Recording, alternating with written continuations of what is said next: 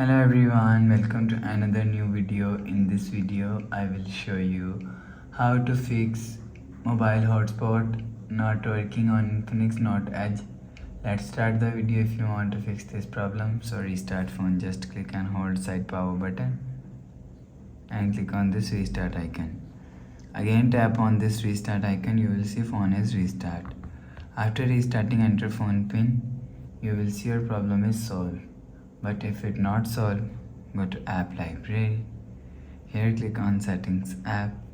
Now in setting, click on hotspot and connection and click on personal hotspot. If you want to fix this problem, so turn on personal hotspot. After turn on personal hotspot, go back to home screen. You will see your problem is solved. But if it not solved, so check your internet connection. Internet connection is work properly, you will see your problem is solved. But if it's still not solved, go to app library, click on settings app. Now in setting, click on system and click on reset phone and click on reset all settings.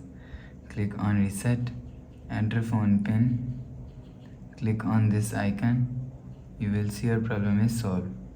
But if it's still not solved, click on settings app, click on my phone and you will check your software update is latest.